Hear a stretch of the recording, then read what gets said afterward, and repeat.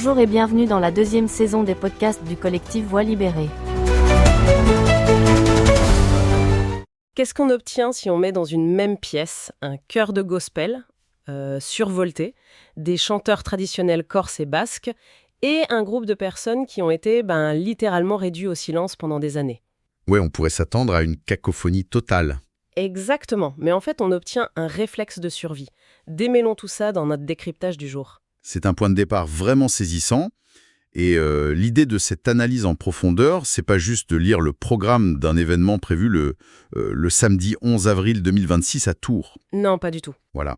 Notre mission, c'est de comprendre la mécanique humaine derrière cette performance musicale. Une performance qui est, au fond, un pur acte de résilience. Alors, on regarde les documents sur ce collectif, les fameuses voix libérées, et le truc qui saute aux yeux, c'est que pour eux, le chant, c'est pas du tout le point de départ. Non, le point de départ, c'est le silence. C'est ça, un silence super lourd, vraiment imposé par la vie. Et j'essaye de me représenter la chose. C'est un peu comme retenir son souffle sous l'eau pendant, je sais pas, des années. C'est une super image, ouais. Et quand on crève enfin la surface, le premier son qui sort, c'est pas une belle note très esthétique. C'est un allaitement, un besoin vraiment viscéral de respirer, quoi, de réexister. Et ce qui est fascinant, d'un point de vue scientifique même, c'est comment ce allaitement se transforme. C'est pas de la magie en fait, c'est vraiment de la neurologie et de la physique. Ah bon? Comment ça?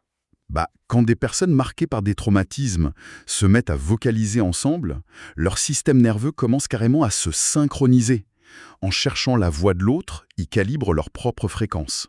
Ah, je vois. C'est presque biologique. Tout à fait. Chanter ensemble, ça permet à ce collectif de s'accorder. Ils essayent pas d'effacer le passé douloureux, ce qui serait impossible, mais ils utilisent la résonance du groupe pour le transformer. D'accord, je comprends bien l'aspect thérapeutique entre eux. Mais bon, ce processus de guérison, il va pas se faire en vase clos. Non, en effet. Ça va se passer à la chapelle du Carmel, et ils seront rejoints par d'autres groupes.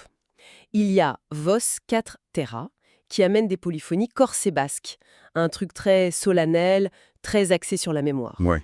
Et de l'autre côté, PAF et Sin Singers. Du gospel. Voilà, du gospel hyper lumineux, plein d'énergie. Et c'est là que ça devient vraiment intéressant. Parce que, honnêtement, sur le papier, ça ressemble à un sacré bazar, on va pas se mentir. C'est clair qu'on pourrait craindre un vrai chaos sonore. Mais comment des racines aussi extrêmes, la gravité d'un chant super ancien et l'explosion du gospel, comment ça peut fusionner avec des voix blessées sans tout écraser?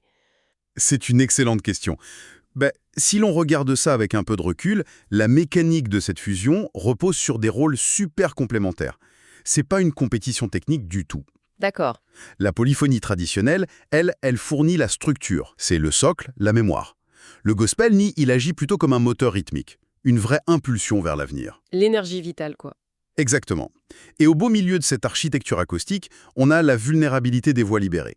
C'est la matière émotionnelle brute. Et ces voix, elles s'appuient littéralement sur la solidité des autres pour tenir debout. Dire.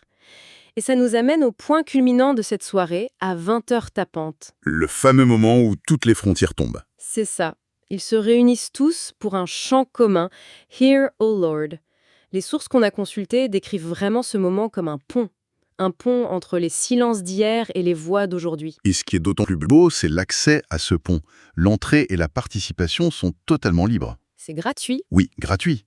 Les organisateurs l'expliquent par une conviction très pure. Ils disent que ce qui se partage ne s'achète pas, il se reçoit. On sort complètement de la consommation culturelle classique. C'est vraiment une participation à un processus de guérison collective. C'est exactement ça. Alors, qu'est-ce qu'on peut retenir de tout ça? Même si on n'a pas la chance d'être au 13 rue des Ursulines ce soir-là. Ça nous rappelle une vérité universelle assez profonde. Face à l'isolement ou au traumatisme, il suffit parfois juste d'un espace sécurisant, d'un instant précis et de quelques voix pour qu'une mémoire résonne à nouveau. Et que ça ramène un individu à la vie, finalement. Exactement. Le rétablissement prend racine dans la réverbération de notre propre voix contre celle des autres. C'est super fort.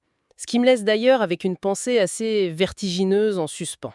Je t'écoute. Si le simple fait d'unir des voix brisées dans un cœur permet de transformer un passé douloureux en harmonie, quelles autres formes de silence imposées dans notre société moderne n'attendent qu'un espace acoustique similaire pour enfin remonter à la surface et se faire entendre?